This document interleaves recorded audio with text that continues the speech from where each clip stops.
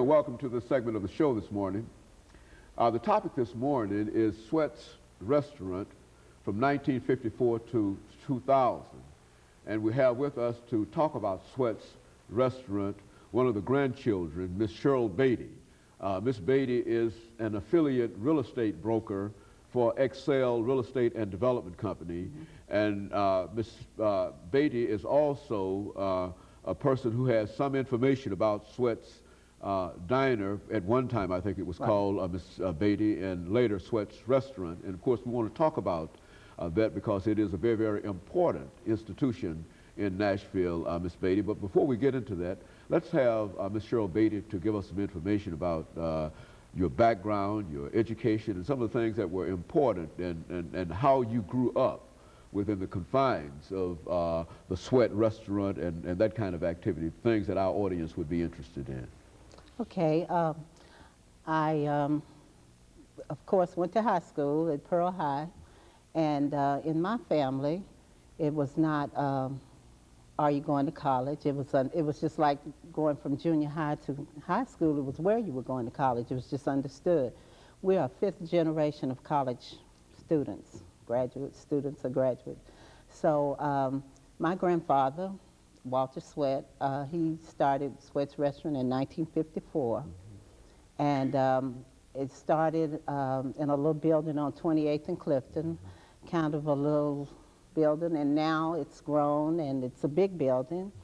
And he and my grandmother worked side by side for many years, and then my grandparents brought in my two uncles, Morris and David Swett, and they ran it. Morris passed away in '95, and now David Swett runs it, and he has his two sons by his side. So we were raised in a family business, and everybody worked at Swett's. I worked at Swett's. My children have worked at Swett's. My cousins. It was, you know, we just all, so to speak, did our time. You know, and you just help out. You know, because even at this point, if they get really distressed, you know, we go and we chip in because we want the family business to continue, you know, because the family business is actually 45 years old. You know, I think, Ms. Beatty, when you think about when it was established in 1954, this is the beginning of Brown versus the Board of Education, and essentially American society is supposed to be integrated from this point on. But it comes out of a legacy of the separation of the races and divisions within society.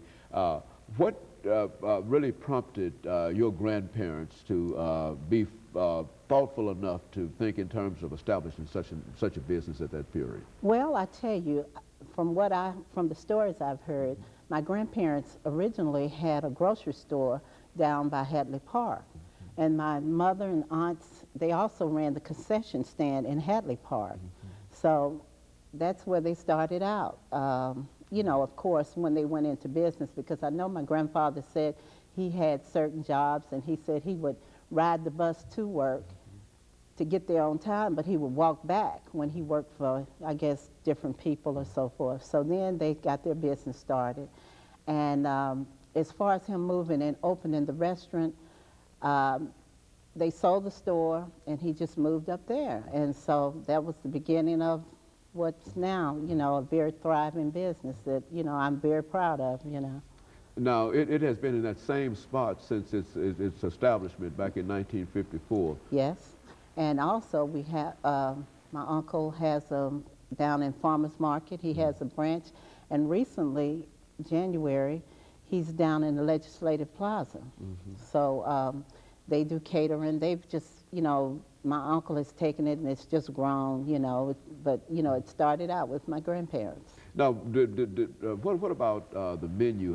Has the menu changed? I mean, because I think that it's known primarily for the variety of food, and food that many people identify as soul food, and I think folks who are familiar with the restaurant itself will recall going by there and finding perhaps some of the most prominent citizens in Nashville parked in that spot, and etc. But now, what about the menu? I mean, has there been some method to try to control the menu? Is there some special effort? How does that work? Well, basically the menu, I remember from being child is basically the same. You know, they have a little variation because my uncle is always trying to improve and, you know, make it better, but essentially it's basically the same. And they're known for their fried chicken all over the world, all over the country, rather. And yes, you have a lot of prominent people. You have a lot of stars that come to town. You know, they come by Swett, so a lot of people come by. You know, sometimes you can be up there and run into Stevie Wonder's been there, just a lot of stars and things, you know. And so it has a reputation not only of catering to Yes. some of the better known individuals, but also folks who live within the community. Oh, yes. That was essentially what it. Now, Yes. we also, I know, and of course I know that you will get to this, but I want to make sure that we cover that at one time it was destroyed by a fire, was it not? That Yes. there was a, Yes. and I think there was some belief that it wouldn't come back. Tell us that story about how you were able to overcome that. Well, there was a, you know, they had recently opened a new building. There was a fire.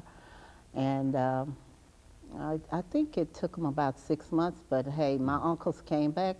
You know, they just came on back, and all the people came right back, you know, because, you know, a lot of loyal customers, you know. You've already created a loyal clientele that you can see almost every day when you go by there around dinner time, and cars are parked almost all over every corner of the street. Right, that's true. It's great, and it's down at Farmers Market. It's packed as well, you know. But my uncle, he's very adamant about producing a good product, and he cares a lot about the business and the legacy and the reputation, and he and his sons are just working hard to carry forward with what was started. You know, I think, Ms. Beatty, being a person who's involved in real estate yourself, I think that you have some idea about the value of the business and what it has contributed to the community. Where would you perhaps rank this this restaurant at the very, very height of the period of segregation, when there was separation? I mean, how would you talk about that business at that period?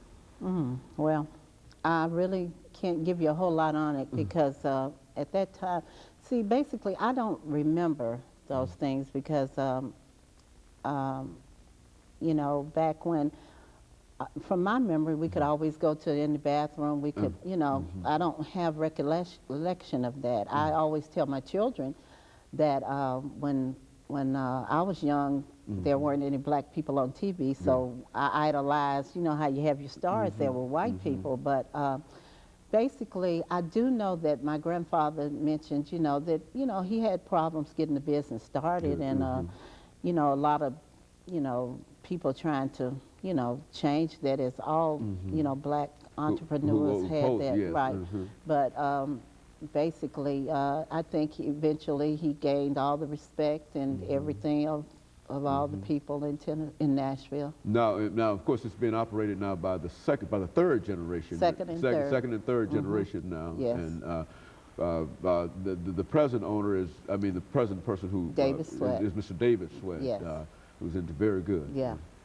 Now, and of course, Ms. Beatty, we're coming up to our first commercial break here, after which we'll come back and we'll delve a little deeper into the business itself. That is, to talk about some of the other things in reference to it and the impact that it has had upon Nashville and upon the surrounding areas. Because I know that, as we said before, it's a very, very popular eating place, and quite recently, when they decided to expand and looking toward the new stadium and et cetera, it was one of the first businesses that people thought of when they thought of moving around. And as you've indicated, you've got sites at the Centennial, at Farmers Market, I think that's the Centennial area, Bicentennial area, and other areas too. And so we'll talk about some of those things when we come back, and we'll be back with our audience following this first commercial break.